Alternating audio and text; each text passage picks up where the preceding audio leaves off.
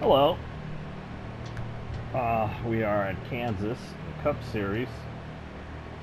We started the race off with an experimental setup based on a setup I had won here with recently, in 5. And we were 9/10 off the pace on Heat 4 Legend. Now, I believe this is one of the tracks that the AI just kill you, because they run down here, and that cuts the track, you know, that's shorter way around, and they accelerate faster than you on the straightaways, long straightaways here. So you're at a distinct disadvantage, I guess, in Legend. So I won a stage, I won the last stage, but I'm having trouble with the setup. It started off way too loose, and I haven't had that. Usually gets loose, you know, halfway through the run or later, so on and so forth. But it started off too loose, spun out, caused a caution. My bad. I also messed up qualifying, so I started in the back. So I was coming up through the field and got loose in traffic. That's not an excuse, that's just what happened. And, you know, so I'm trying to take it easy since then until I figure it out. I mean, if you notice, I've been tightening it up and getting it better, and it's driving really good, but the tire wear is a little bit mystifying. I might have the wrong camber settings there, now that I'm looking on it, because I'm worried about the right rear, the left front more than anything.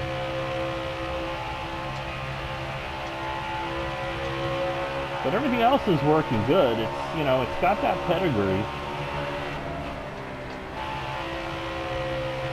So I'm not, you know, it's not terrible. It was terrible, but I fixed it. But we don't have a race winning car.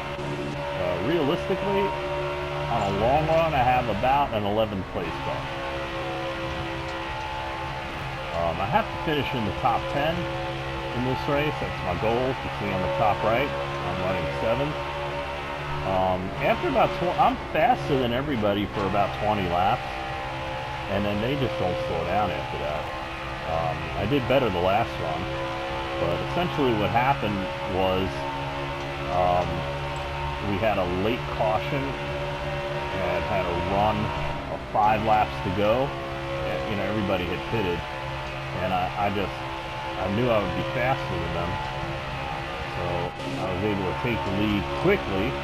Pole opened up. I think I restarted 3rd and got very lucky, you know, with track position and whatnot. I was able to charge up to the front, and just based on what it's been doing, I kind of adjusted a little bit for the short run, and I hit my fastest lap of the race. Yep. But those 5 laps, I think 3 of them were 550s, or 524, and, you know, 5, and the other 2 were 7s. It was like 3 laps all out, got me 5. But I did notice that the 2nd place car, who happened to be Harvick, who hasn't been leading too much, he's in front of me at the moment, there in the blue car. He and I were running like the exact same speed, which says that these Legend AI cars, Cup in Heat 4, start off at 30.5 about. That's fast. But what's more significant is, and one of the big differences, like for me, in this race, and why I know I don't have a winning car unless I get lucky, circumstance or something, is it's lightning fast, but they don't fall off as much. You see, they pretty, the leaders anyway, they pretty much go like start off at 30.5. Now that I know that, and they don't really get much slower than 31.2.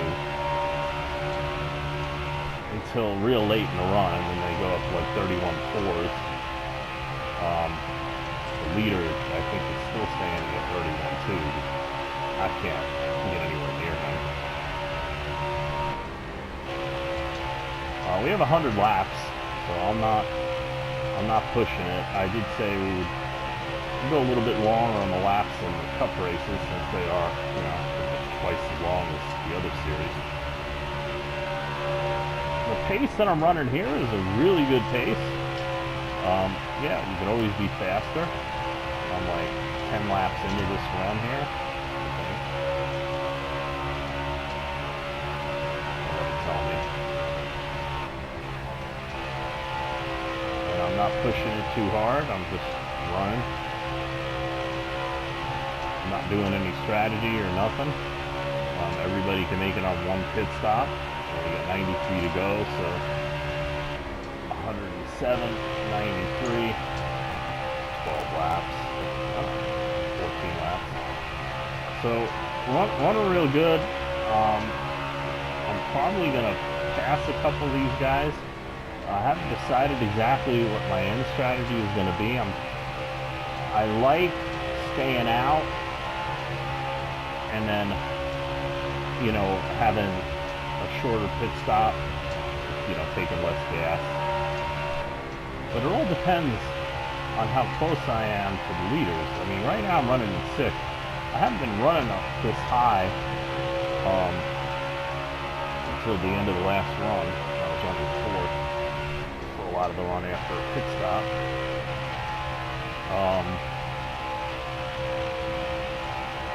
But I was nowhere near the lead. See, the leader's just pulling away.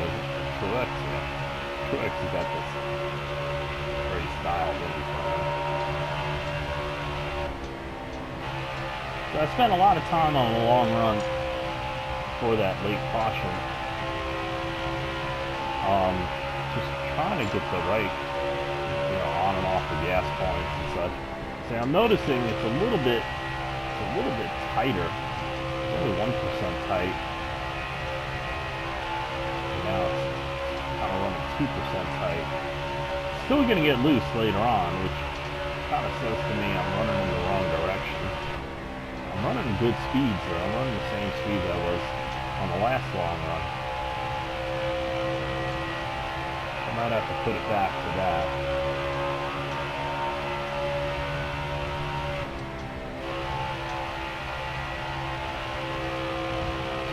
You know what this game really needs to really up its, you know, its level is you need, I hate to use the word crew chief,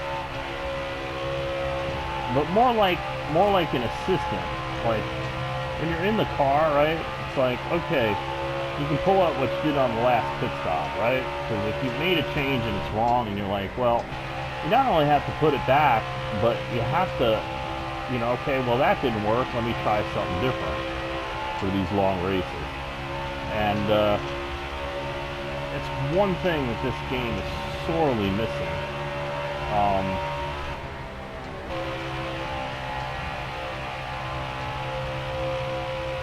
To make these long races much more enjoyable. I love the long races. I know a lot of people are like, oh, 5 laps, 10 laps, 20 laps, 30 laps. That's long enough. You know, and I'm exaggerating a little bit, but you know, the most popular part of these games is the online multiplayer. You know, the pickup races. But yeah, so you know, 4 laps, 5 laps, 10 lap races.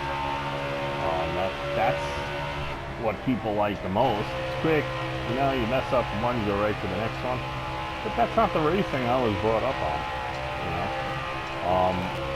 started following racing, following it in the 80s, but growing up in the Northeast, it's like nothing to follow. You know, only the big races were on television, like the Daytona 500. So we didn't have cable, not because we couldn't afford it, but it was not available in our area until 1989. And by that time, I was moved out in an area that did have cable. I got a VCR. And ESPN had the best coverage. Right? Hands down to this day. You know, everybody does a great job of covering racing, but that original, not really original, but that legendary ESPN crew, Benny Parsons, Mike Joy,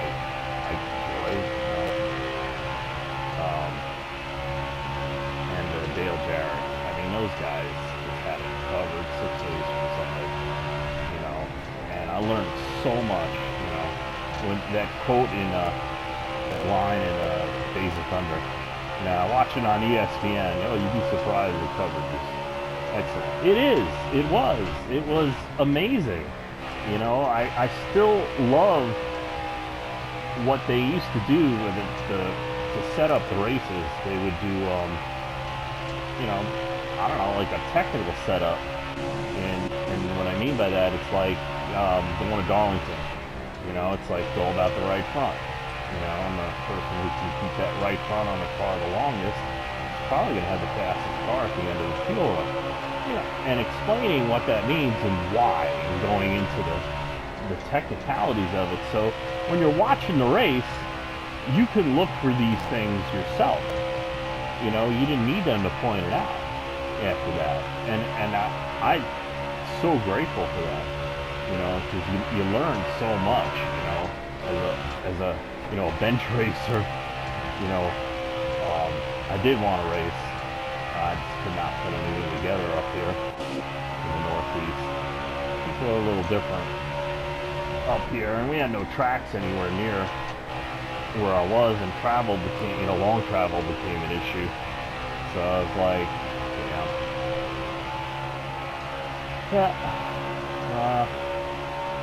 happens. So, you know, I turned to sim racing. Like, you know, at first it was a tool, and then, you know, I had a lot of fun sim racing.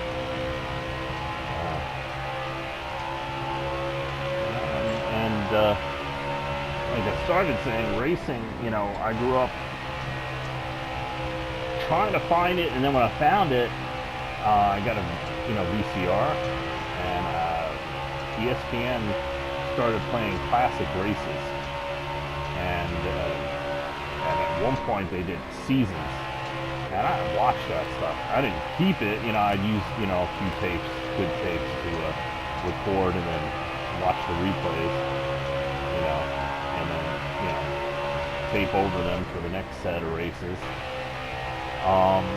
And, you know, I just got so fascinated, like here I'm watching these 90s cars do 200 miles an hour, you know, and then you see these 80s cars do 200 miles an hour, and you know, some cases they were faster, and it's like, wow, man, I got that car.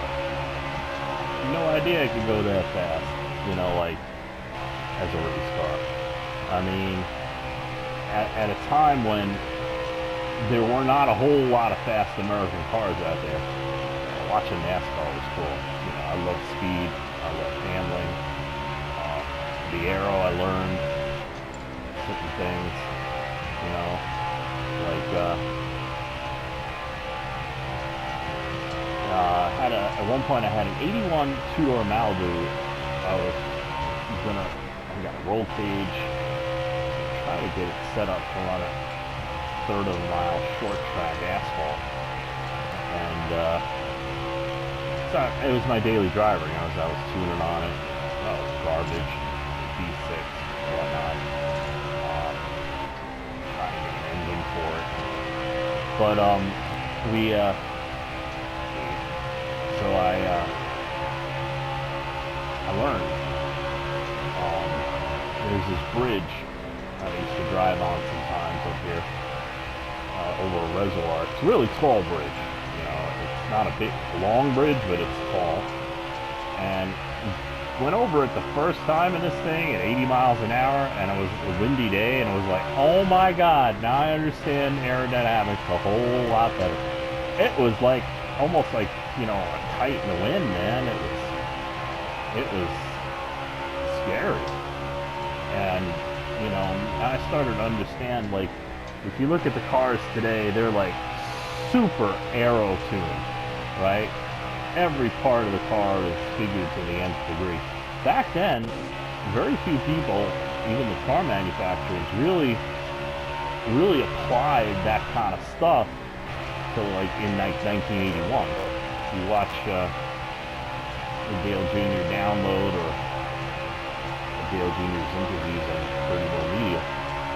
Gary Nelson talks about that awesome Pontiac that he prepared for Bobby Allison and some of the aero things, with the no bubble fenders and stuff. And you see them on the cars now, you know, because it slows them down. You know, NASCAR has been trying to get a package that races better, but also does not go too fast to where your current drivers. Over 20 years free of that shit in NASCAR, you know? And that's a great thing, because, you know, going through the 90s with, you know, 80s, they say the cars, and I believe it, and the cars had negative 400 pounds of downforce at the rear end. So you basically had 400 pounds of lift like an airplane. And if you go back and watch some of those 80s wrecks, you understand, you know, like Cale Yarborough, you know, as soon as he got too sideways, it was just like an airplane, you know, and lifted from the rear and flipped him over. And Bobby Allison, tire wreck, Talladega, you know, there's a lot of examples of that. And then when they went to the next generation of cars, the chassis are basically the same, but the manufacturers changed the cars from the two-door rear-wheel drive cars to the two-door front-wheel drive cars in the late 80s, early 90s. And those are the cars that I watched the most when I was younger, because that's what was happening when I was able to access, you know, 28 of the 32 races in the early 90s. Still couldn't get TNM. Took till like 93, 94 until we could get TNM, which had 4 points races, 3 or 4 points races, and the All-Star race. So, you know, and then I had to go and rewatch all that stuff. But, which I have since done. But, you go and you watch these cars and with that little downforce, and you really are like, I mean, I was on the edge of my seat watching this stuff. I'll never forget 1993, I believe it was the spring Talladega race. Could have been the fall, but I remember it as the spring, because the way the sun hit the track. And they decided to do an experiment with the cars going too fast, you know, because NASCAR would make an aero change, or they would make an engine change, and then the teams would come back and, you know, find another 50 horsepower, and now they're just as fast as they were before, so they make another change. So NASCAR did an experiment, and they put this, I think it was an 8-inch spoiler on the thing. So you imagine 1993 cars, you know, the flat Thunderbird, which I happen to like, the Chevy Lumina. I want to say Pontiacs and the Buicks, but I think they had already pulled out in '93, and so it was basically Chevy, Pontiac, and Ford at the time. So you imagine those cars, Pontiac two-door Grand Prix, like Rusty Wallace ran in '92, with these 8-inch spoilers, and they go Talladega, right? And no one knows what the hell they're going to do in the race. And they drop the green flag, and they go 3 wide in the turn. First time, like, ever, the whole field. So it's like 3 wide, you know, 15 rows back. Go through one. And Ned and Benny are flipping out. They're like, they cannot do this. This is going to be horrible. We're going to kill somebody.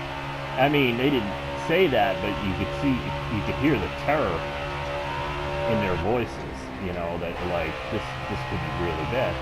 And they did have a wreck. They had a wreck. 7, 8, 10. I remember early, and then what used to happen back then at those big tracks, because you could die, is people would be fearless, and then you'd have like an incident, and then everybody calmed down after that. You know, there's like common sense prevailed.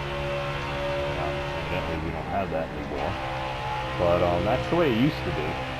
And those 8-inch spoilers disappeared after that race. Some of the main reasons, which is funny, kind of like what we're doing today, and have been for a while, but the main contention by the drivers was no one could get away from each other. No one could, you could get a run, and then you get past the guy, and then he passed you the next turn, or next lap. And it kept all the cars bunched up, which, you know, the closer proximity the cars are running in, the more chance of contact, and the more chance of contact at 200 miles an hour, the more chance of wrecks. So, NASCAR got rid of the spoiler. Ooh. Really good break there. And, didn't see it again, for a while. And, I'm sure you know, I've heard some of the controversies surrounding Dale Earnhardt's crash. Not the conspiracy theories, but what he said for a few years. So after '93, I didn't really think they did much for a couple of years. But I know in '96 they opened up the restrictor plate. I believe it was a 5/8 restrictor plate. You know, don't quote me on this, look it up. But it was something like that, and they opened it up to 7/8.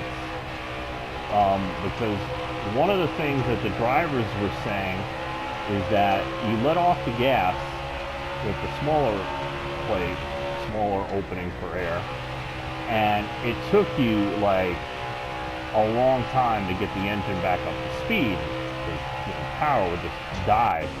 So it was more momentum than anything, and you know, some people race that way really well, like Earnhardt, and other guys, they just, you know, had huge issues. And as a safety issue, NASCAR finally decided, with the package they had in '96, to open that back up. So what happens? They didn't do it at Daytona, because they rarely did. They used to do changes, and then, but Daytona would be the same as the Year 4's rules, because a lot of teams would get that Daytona car ready like 6 months before, like in August. So they're like, okay, that car is all ready, but the next restrictor plate race is Talladega. So for Talladega, we're going to open up the restrictor plate. So I remember your qualifying times up to then were 192s, 193s, pole positions. We go to Talladega, and Terry Labonte sits on the pole with a 196. I think it was almost a 197. And everybody got excited. It's like, oh, speed! We got speed back. We're back to, you know, like 1979 times at Talladega, or you know, whatever year that was the pole. And they ran the race, and it actually was. I thought it was a better race.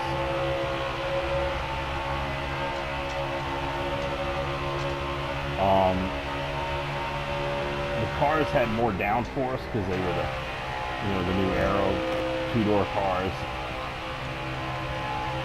Kind of a lot of the work that had gone into them by the manufacturers was to make them better race cars, and it seemed to help. I'm going back to 8 here. I'm long.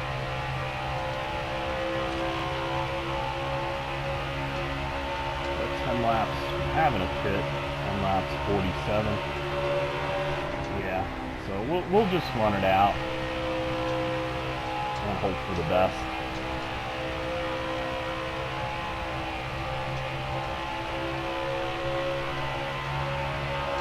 But so there we went there, and then, you know, we had some wrecks at the Pepsi 400 that year, and such, and NASCAR was like, we got to do something, and they started with the wicker bill, which is a little extension on the end of the spoiler, making the spoiler bigger, and then they added those aerodynamic spoiler thingies on top of the car, you know, one that ran from the hood down to above the driver's head on the driver's side, all the way down to the spoiler, and then they had a little cross piece on there for a while down there with a window, back window, hit the deck lid, and that's basically the package that they went into 2000 and 2001 with, the one where Earnhardt is famously quoted after, during and after during that time he was racing, and, you know, they went back after his death and quoted it, is that, you know, they're going to kill us with these cars. The package is terrible. He hated it. And his performance at these tracks was not as good. He ran up front a lot of the time, but a lot of the time he didn't. You know, and no, he didn't lose a step. He didn't lose it. The racing changed. His best tracks now had a rules package that he could not stand. It was very hard for him to figure out. And if you've been listening to a lot of the Dale Jr. interviews and stuff, you know, Richard Childress did not want to cheat. You know, they knew what other guys were doing, and they had Earnhardt, and everybody who's ever worked with Earnhardt basically said the same thing, is, you know, you got a 20th place car, I'll put it in the top 5.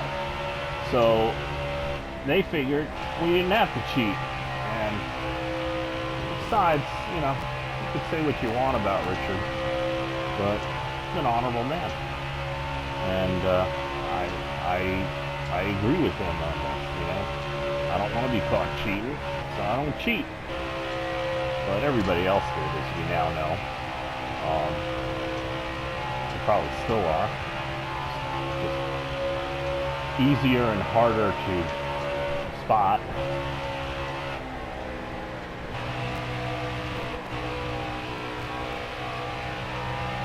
Warriors lead. So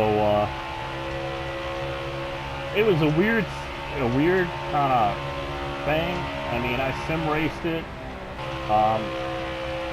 In the sim racing at the time, aero, the physics really didn't allow for it then. I have raced it since then, and yeah, I kind of agree with Earnhardt. And then, you know, of course, then he goes and does something in that package that no one else did before, going from 18th place on a restart to winning the race. Like, did that in like 4 laps or something ridiculous. But if you're gonna do it, that's the track to do it. But, you know, he was the draft master for a reason. So if anybody's gonna figure it out, he would. But at the same time, you know, you could argue that there was kind of a perfect storm going on there. And he had help, but that's kind of what that setup did. Oh, well, I'd help a lot here.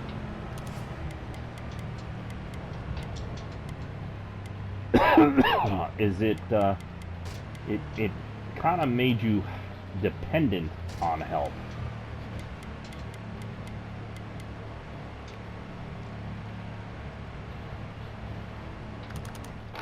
Trying to work on PSI settings. I might get lucky if we don't have a caution and get an easy top 10. Everybody behind me is pretty much locked down. 6 people.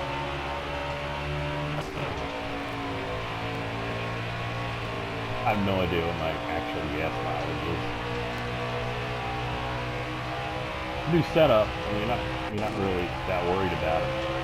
I have an idea what fourth gear would do, but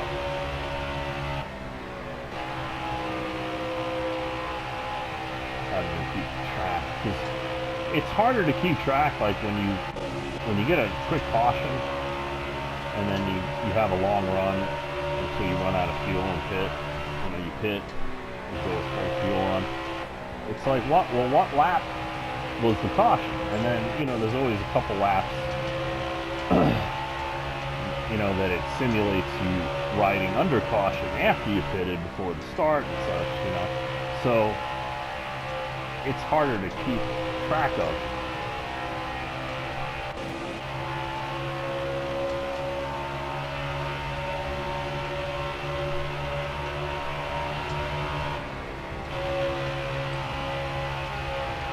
Again, another argument for a crew chief, more like an assistant, be like, you look and see what lap you pitted on, and went back green what lap.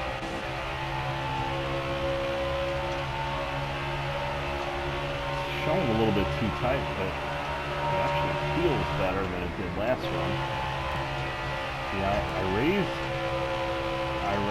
the wedge, and I had closed up the tire stagger, but I just opened it up the last couple runs. And see, it's showing tight. Well, I ain't the leader, but I'm gonna pit. Get more. Since I know I'm so slow, I'm gonna get fresh tires. Anytime I can. No. Okay, where are we here? Wow.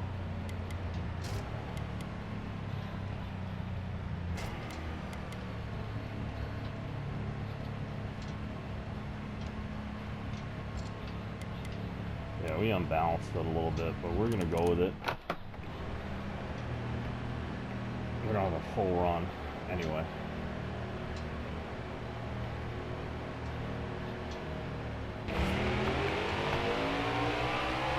So if we get another 5 cautions, then my 10th place finish might be in jeopardy.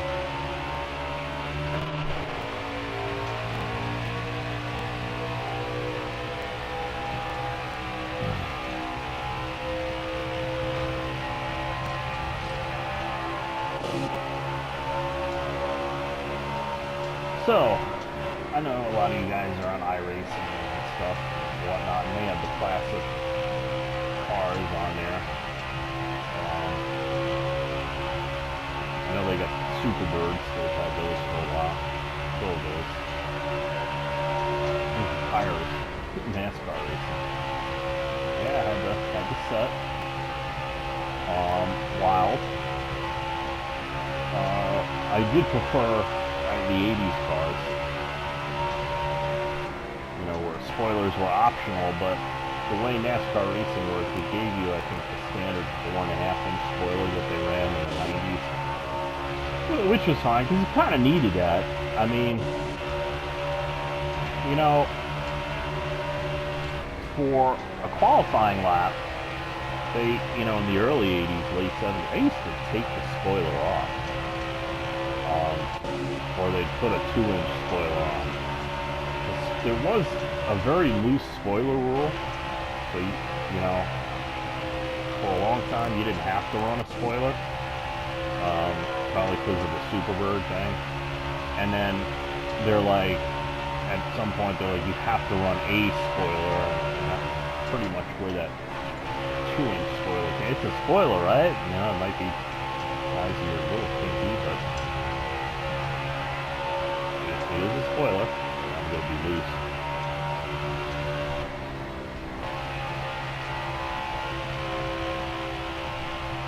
Not there.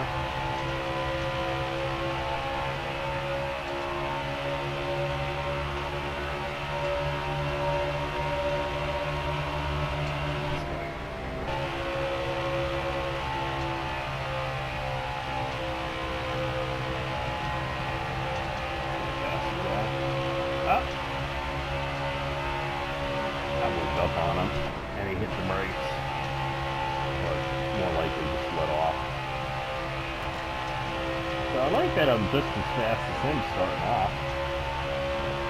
I counted even 19 laps, and they will all pass me.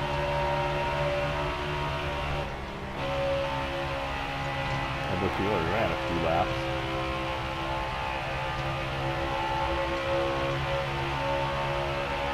Yeah, outside. It's one of these tracks that they simulate that, but that's not exactly how it works. You have to be fast through the turns. I'm fast through the turns. They're not fast through. They just did this artificial boost. That's why he hasn't passed me. See, I catch up to him. A couple miles an hour slower.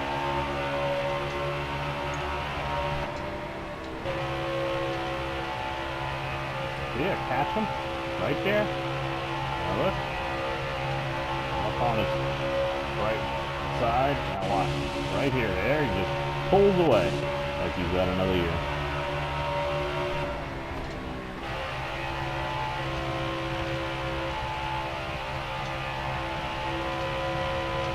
And yes, I mean, I got like thousands of hours on these games. I've used light gearing, high, low gearing, high gearing. I have a little bit lower geared setup.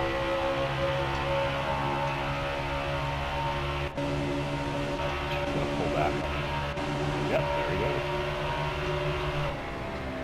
I knocked him out of the way, which I did accidentally. Not him. Early in the race. Too slidey.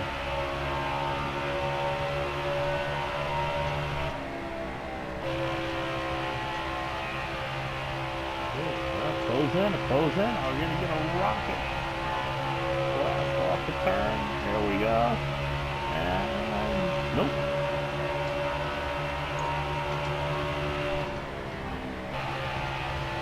Which is why, like in Heat 5, you have a couple. You have a different thing. You have something called auto hard, and there's 3 settings on it.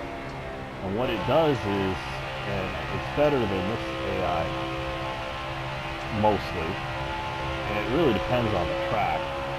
But what auto hard does is, you get into the race, right, and you practice. The game sees what times you're running and then adjusts for it. Career mode does that. It's where you're starting out. The speed goals come from you, like during practice you get a bonus, and qualifying, it's like it expects you to hit that or faster. It gets that from what it thinks you can do based on your the laps you run that session. But I also noticed that, like, you go in there and, like, I have some really good setups, even on the crappy cars, like at Daytona or Talladega. So I go in there, right, and I got a really crappy car, so it says, oh, you're going to be 2 seconds slower than the rest of the field. And, like, for qualifying you are anyway. And then you get in the race, and then, you set the fastest lap. Next time you go back to that track, your goal is like 2 seconds faster. It remembers. That was bad. I could have saved it, but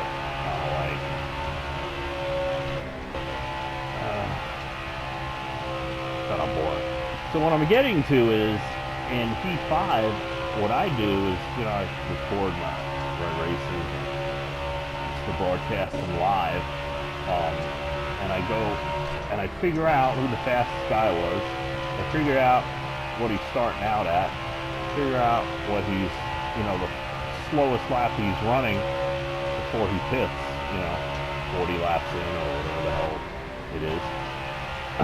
And then I'll try to make a setup that can at least do what they're doing if I don't already have it, and try to get a little faster.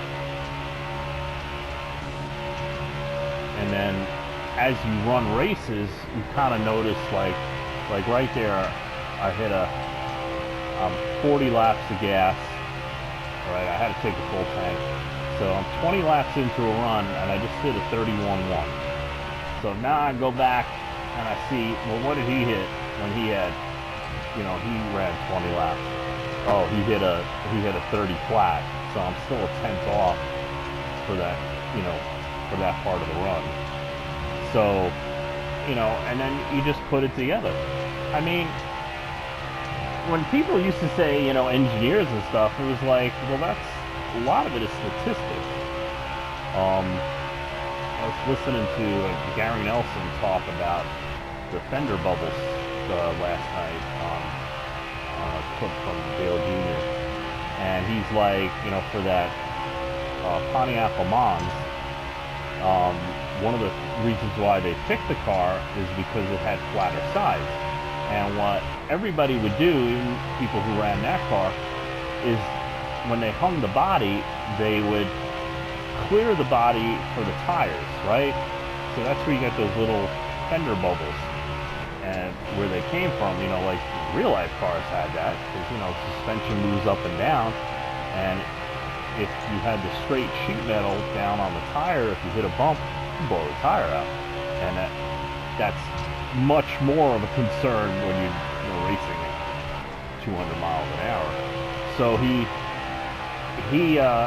figured out this thing with foam on the inside on how to block.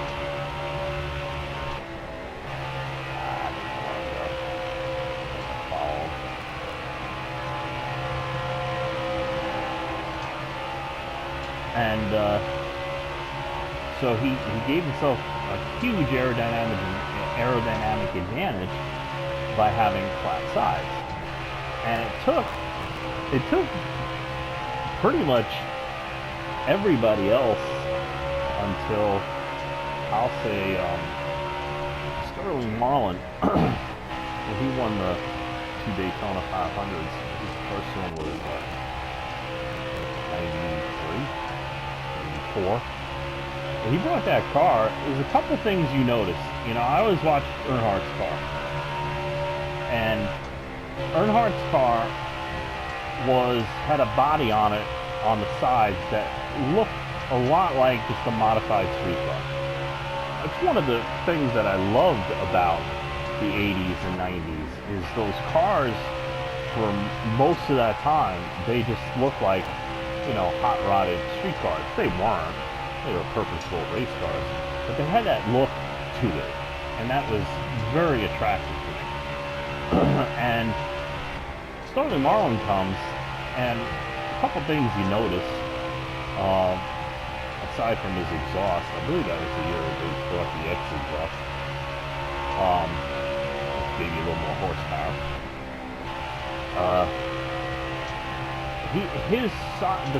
His door panels went straight down and were like almost touching the ground. Basically, it cut the wind from underneath the car, like directly. Because as long as he fit the templates, there was no rule for things like that. And, it took Earnhardt a good couple of years for their cars to start looking like that too. By the time they got to the Monte Carlo, they were like that. But, what could have been if they were more up on aero stuff. And that's just stuff that they were figuring out by themselves. But how Gary Nelson figured out that aero with the straight sides, basically they tested. And they're like, okay. But, the team owner was like, yeah, but we'll burn the tires off. They'll rub and they'll blow and we'll lose the car. And so he figured out how to have the best of both worlds. But it's funny because, you see fender bubbles on the cars, on all the other cars, going, for another 10 years.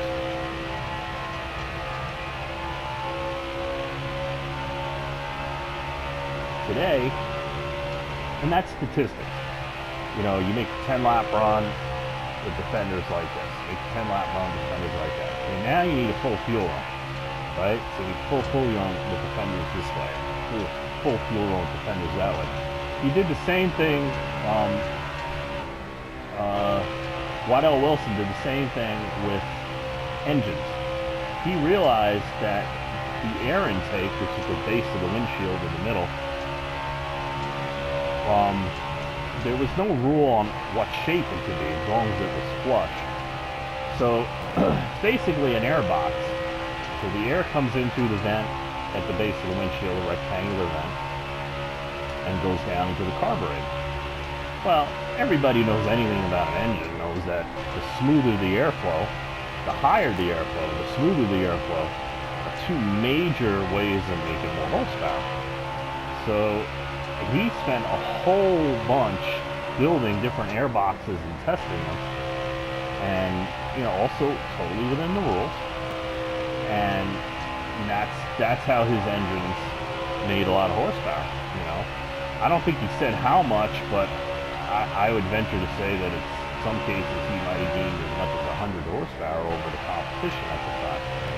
Well, if you're running Daytona and you have 2 horsepower more than the guy next to you on a restrictor plate engine, you're probably going to win the race. Because that's how close everything is.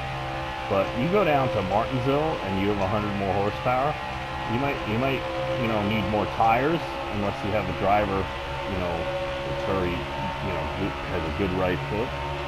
But you're probably going to win a lot of races. Waddell Wilson, Darrell Waltrip, won a ton of races at Martinsville. You can say anything you want about VW, but he is an awesome, legendary race car driver. Him and Richard Petty too. Bristol, Martinsville, really tough tracks. Martinsville was not like Bristol was not like the Bristol of today back then. It was asphalt. It was high bank, but not as high bank. And then it got higher bank. They changed it a few times, but it was a really, really tough track. 500 laps. And the guys that were easiest on the equipment were the guys that most often won. Great drivers, great equipment. All that was huge factors, but the skill of the teams, the knowledge of the teams, and the skill and the experience of the drivers, you cannot discount. Legendary stuff. And that's when the cars were terrible. No power steering.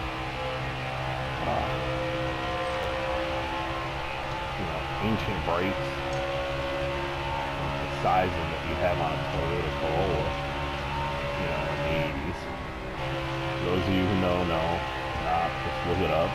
The average street brakes in the 80s was like 7 inches. You got 13 or 14 inch tire and 7 inch brakes. My Firebird Formula in 1991 had some of the best brakes. It had Corvette brakes, 16 inch wheel, and it had 13 inch front brakes, 10 inch rear brakes. That's like a race car, at that point. But, in the 70s and early 80s, man, the brakes were huge issues. Saving your brakes, riding and saving your brakes, riding and saving your engine were huge parts of NASCAR racing that we just don't have anymore. So all that stuff goes in, and then I race these races, and I'm like, okay, we're gonna get a good finish here, and we're gonna hit that goal. Let's see, screw up. I'm a little bit looser than I want to be, but not bad at all. It was a little faster in one of the other changes, so I'll have to go back and look at the pictures I took. But we'll hit that top 10. And we at least got the fire off where the fastest car on the track was. For about 10, 15 laps, whatever it was. You saw it. And so where I started this whole ramble is in Heat 5, you have like 5 different settings depending on the track to use for the AI to practice. And I go and I look at what the guys I'm racing against, the fast guys, are doing, and I try to get the AI to run as close to that as possible. And sometimes you get a little bit of an advantage, and sometimes you get, you know, like a race like this, when you're like, okay, I probably would have more fun if I slowed them down a little bit. I never ran P4 career mode before, because there was no setup in either of the slots, just the default. So now I know, and I believe it's the same for P5. I can't really run career mode in P5 anymore. I might lose third. But what I do sometimes is I'll do, normally I'll do auto hard, the highest setting, and I'll do compressed AI, which means that they will run closer together, depending on the track. Oh, he's a lap down. Who's not racing? Oh, Clint. Oh, we will get third if I don't split. Excellent. So, you know, I might drop it down to normal, or I might drop it down to auto hard easy, where it still, you know, tries to match your speed, but you get a little bit better experience. You're not just like out to lunch. And when you're practicing for a league race, you know, that's what you want. We had it.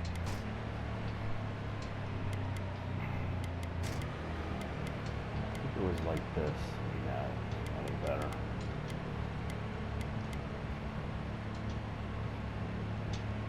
Yeah, let's go. When you're practicing for a league race, it's better to, you know, to simulate the race where the speeds that the AI guys are driving are close to what you're doing, or a little higher. Like here, this is a lot higher actually. And yeah, the front guys, I'm not saying that, 2 laps. That was bad. The front guys will always be faster. As you go back through the field, everybody else will be slower anyway. That's gonna be a tough one.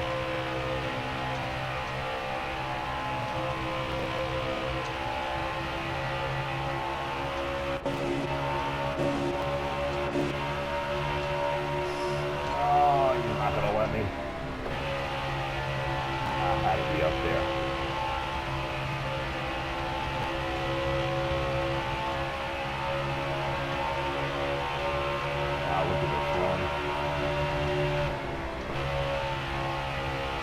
I'm not in front of them coming out of the turn. I'm probably going to lose.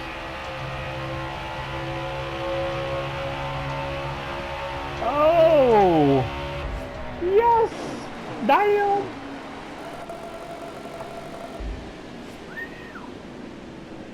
Oh. But again, they make it easy. Okay. Well, we started off, that's me causing a caution. It wasn't on lap. Did I do it again? I did it in 3 and 4. Yeah, I was like, okay. I don't remember doing it 3 or 4 times. I don't remember doing it twice. It's weird, but we're all glitched out at the beginning, so it's hard to tell. Yep, 80 lap stages. So I finished 6th. I did lose it. I did lose it without a caution. Got back to 13th, but was able to get back up to 6th. But I'm running a lot of the race. I was only running in 11th, and just taking advantage of pit strategy. Yeah, that was not me.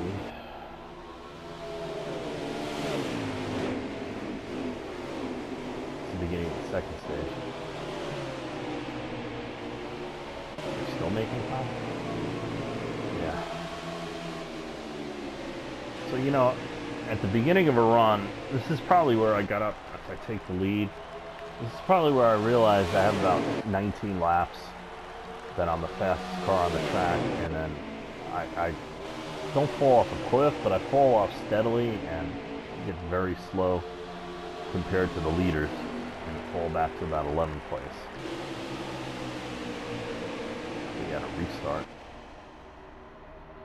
This must be the run. Yeah. And I won the stage. I want to say we had another caution there, but anyway. Here we go, coming on strong.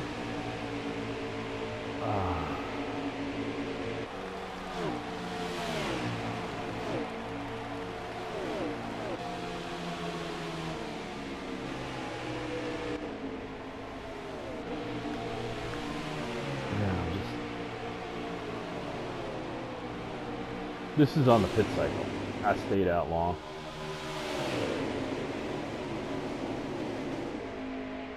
This is third. This is middle third stage. Yeah. 267 laps. Well, I was trying hard. We had a couple cautions. I stayed out. Most everybody else did not pit, so I had a bit of a tire advantage. It kind of made it a more even race. But as you can see, even on old tires, once I slowed down, I still slowed down faster than the leaders. So we got some work to do. We were driving over our head for some of it, but we got it. The third run from the end was the best. The third long run from the end was the best. It's probably this one.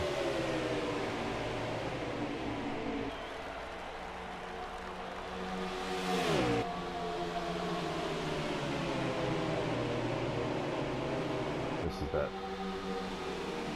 green white checker. Yep, see.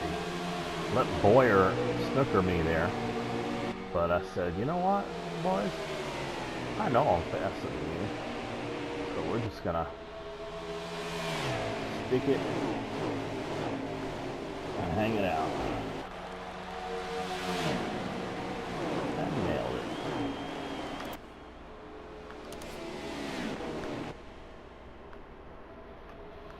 So again, really successful day. We won a stage. So that seems to be our deal, you know.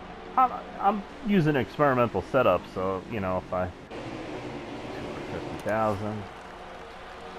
If I really wanted to concentrate on, you know, winning everything, I could do, but I want to get better for next time. You know, I see what the well, we did get the fast lap. I see what the AI are running, and I want to run their speed, you know, at the highest level. Some tracks, you know, it's ridiculous. Some tracks is just out of reach now, like Kansas. I was 9/10 of a second off in the first stage than the leader. Truex is like on fire. And we got it to basically a top 5 car, I would say, from 11th place to top 5. Yeah, the speed falls off, you know, a lot. Top 2 guys tend to run really close together, and everybody else, it's kind of like there's a gap on long runs, which you see. 856 grand in the bank.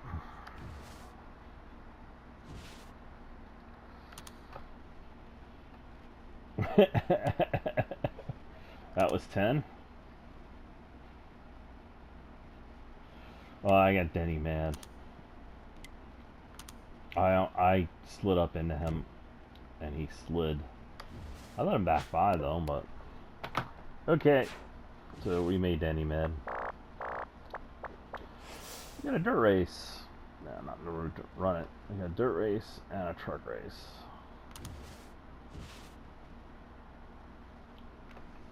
Yeah. Okay, so Charlotte Dirt is the next race.